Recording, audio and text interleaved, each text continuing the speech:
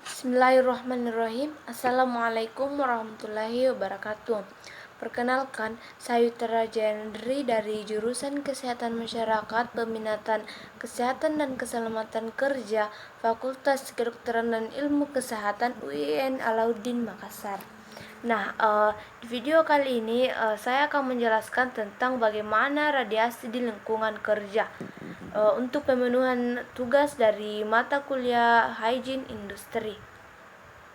Pertama yang akan saya bahas yaitu tentang pengertian dari radiasi atau definisi dari radiasi tersebut. Nah, dalam fisika radiasi itu merupakan setiap proses di mana energi bergerak melalui media atau melalui ruang dan akhirnya diserap oleh benda lain. Nah, secara keseluruhan, radiasi adalah fenomena atau peristiwa penyebaran energi gelombang elektromagnetik atau partikel subatom melalui vakum atau media material. Nah, sedangkan gelombang elektromagnetik itu sendiri adalah gelombang yang merambat walau tidak ada medium. Nah, selanjutnya itu jenis-jenis dari radiasi. Nah, radiasi itu terbagi beberapa jenis.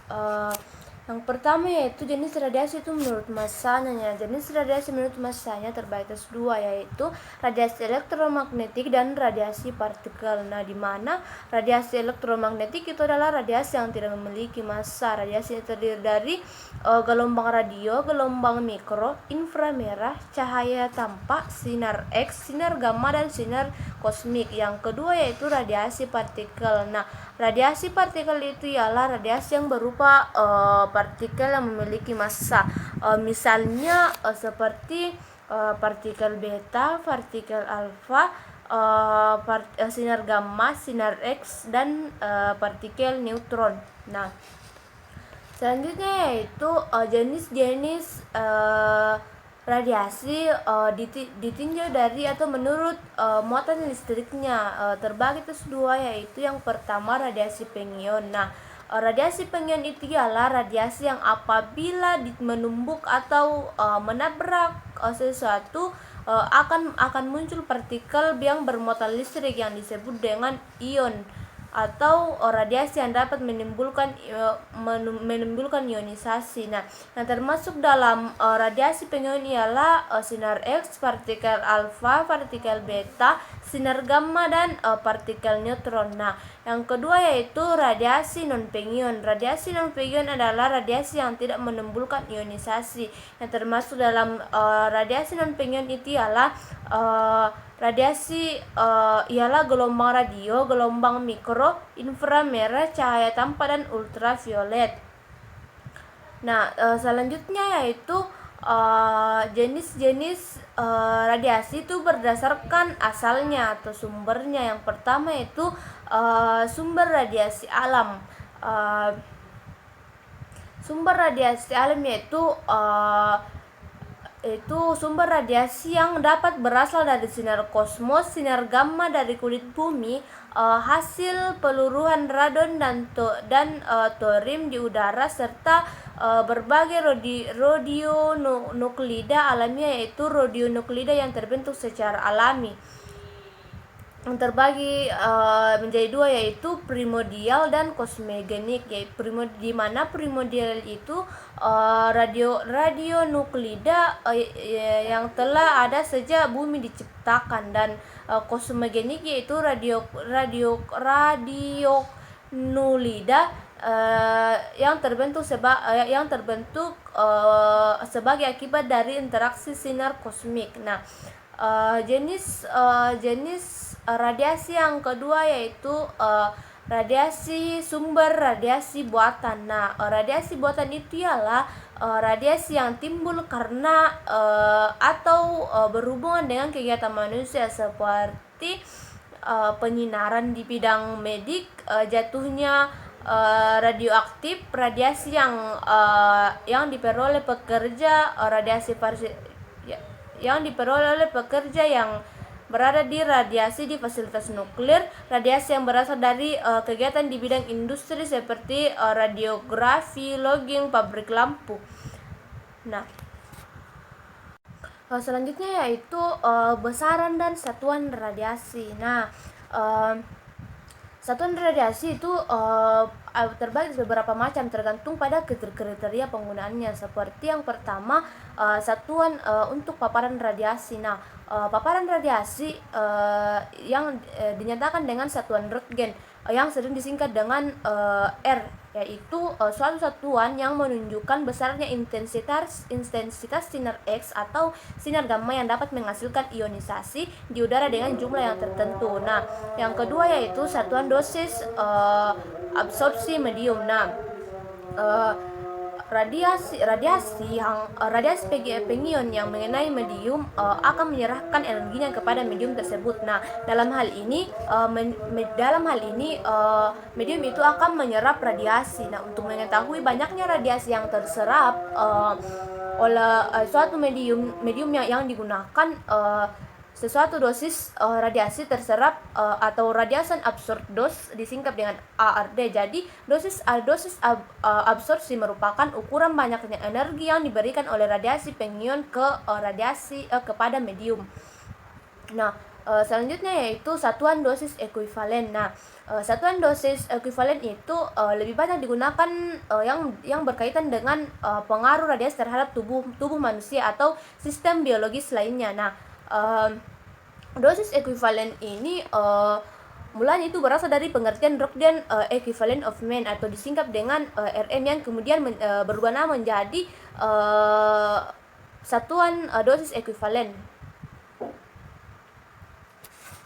Nah, selanjutnya yaitu efek radiasi terhadap manusia atau para pekerja. Nah, secara biologis efek radiasi dapat dibedakan dari beberapa jenis. Yang pertama yaitu berdasarkan jenis sel yang terkena paparan radiasi. Nah, sel dalam tubuh manusia terdiri dari sel genetik dan sel somatik. Nah, sel genetik itu adalah sel telur pada perempuan, sedangkan sel sperma pada laki-laki dan sel sperma pada laki-laki, sedangkan sel somatik adalah sel-sel lainnya yang ada di dalam tubuh manusia. Nah, berdasarkan jenis sel, maka efek radiasi dapat dibedakan atas beberapa jenis. Yang pertama, efek genetik atau non somatik. Nah, atau efek pewarisan. Itu ialah efek yang dirasakan oleh keturunan dari individu yang terkena paparan radiasi. Yang kedua yaitu efek somatik. Efek somatik itu ialah efek radiasi yang dirasakan oleh individu yang terpapar radiasi. Nah, waktu yang dibutuhkan sampai terlihatnya gejala efek somatik itu bervariasi. Dapat dibedakan atas efeknya akan efek segera, yaitu kerusakan yang secara klinik sudah dapat teramati pada individu dalam waktu yang sangat singkat. Sedangkan efek yang selanjutnya itu efek yang tertunda. Nah, efek tertunda itu efek yang baru muncul setelah efek radiasi yang baru muncul setelah pekerja itu berhenti selama bulan atau beberapa tahun ke depan.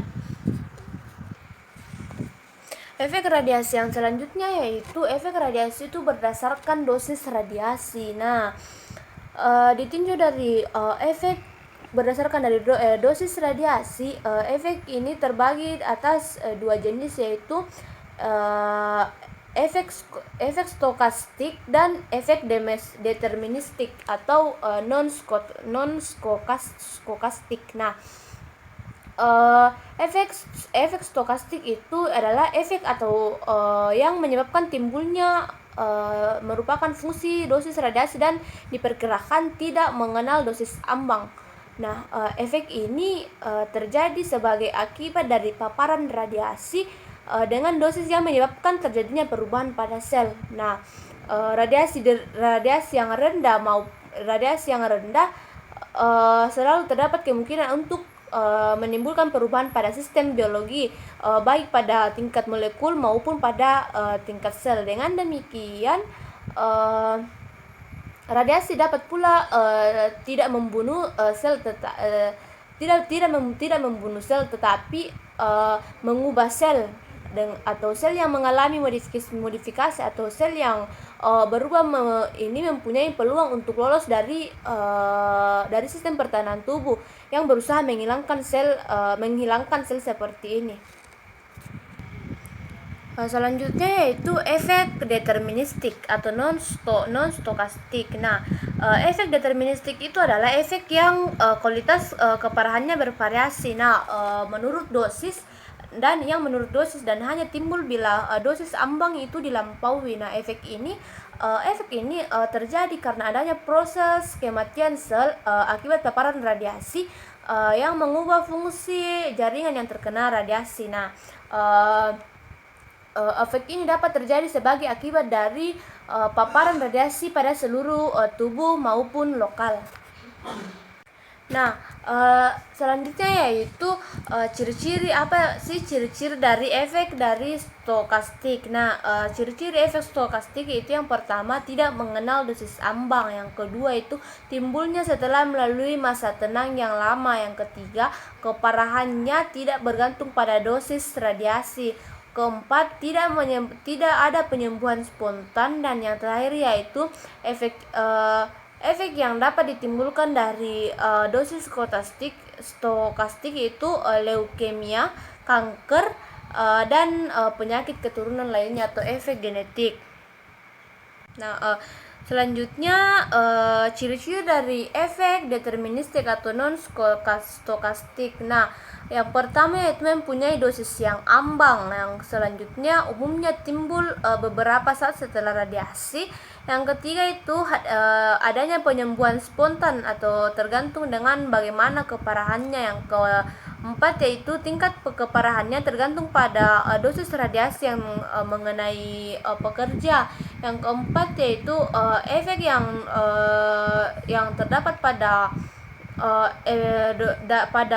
efek pada deterministik, yaitu meliputi luka bakar, sterilitas atau kemandulan, katarak, dan atau efek somatik.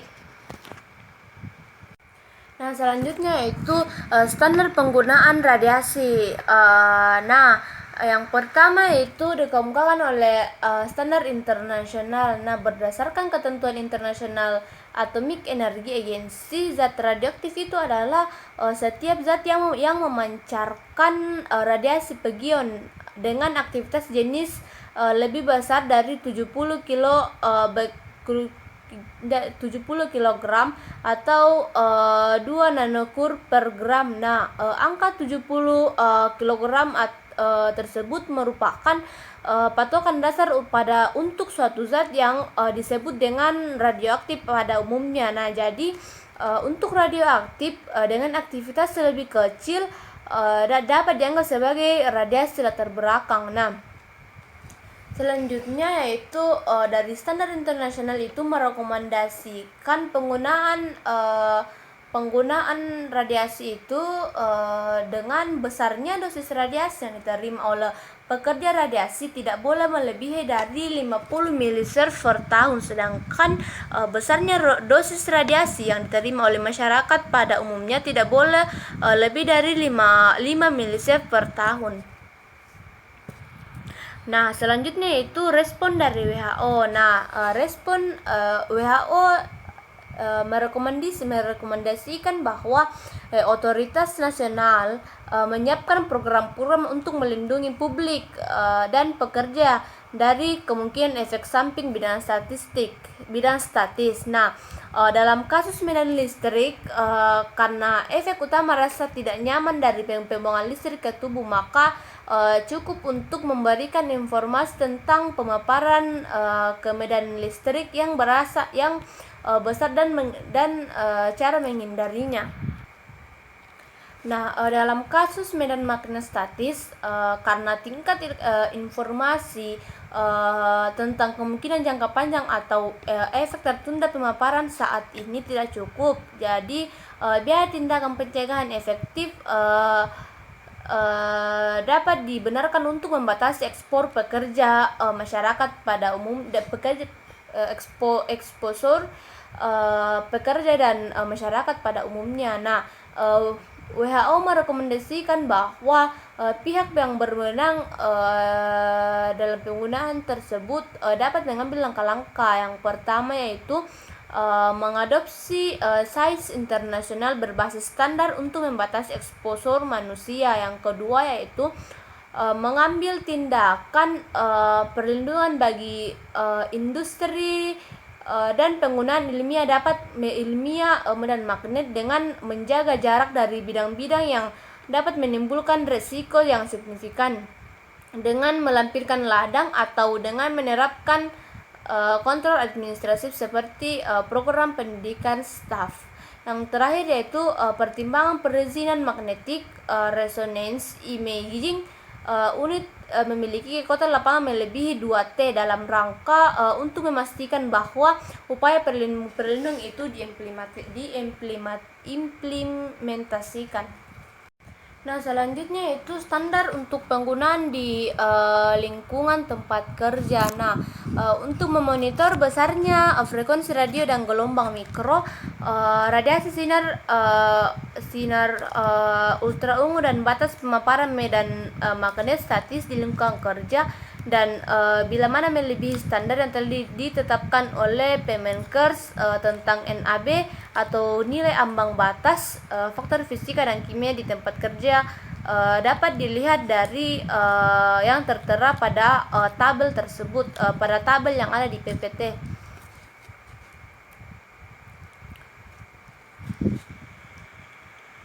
Nah, di slide selanjutnya yaitu health hazard control atau bagaimana pengendalian bahaya terhadap kesehatan. Nah, yang pertama yaitu pengendalian secara administratif. Nah, suatu metode administratif untuk mencegah atau meminimalkan pajanan terhadap hazard radiasi itu terbagi atas beberapa. Yang pertama, klasifikasi daerah kerja, pemasangan tanda-tanda secara jelas, pelatihan PR untuk pekerja dan manajer, prosedur kerja terintegrasi, faktor waktu, jarak dan penahan, local rules atau misalnya pembatasan akses, persyaratan untuk memakai dosimeter, alarm. Yang selanjutnya inventaris sumber, sistem audit keselamatan radiasi, serta penerapan tingkat investigasi.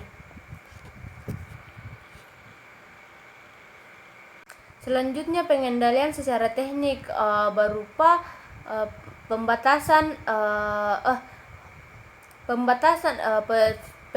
fisik yang diterapkan atau diintegrasikan dalam teknik proteksi radiasi elektromagnetik. Itu ada beberapa. Yang pertama, penggunaan sistem interlocks. Yang kedua, pemakaian shielding tetap dalam desain fasilitas dan peralatan.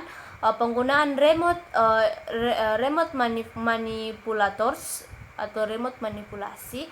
Yang terakhir yaitu penggunaan preset timer dalam peralatan radioaktif radiografi untuk mengendalikan waktu pajanan.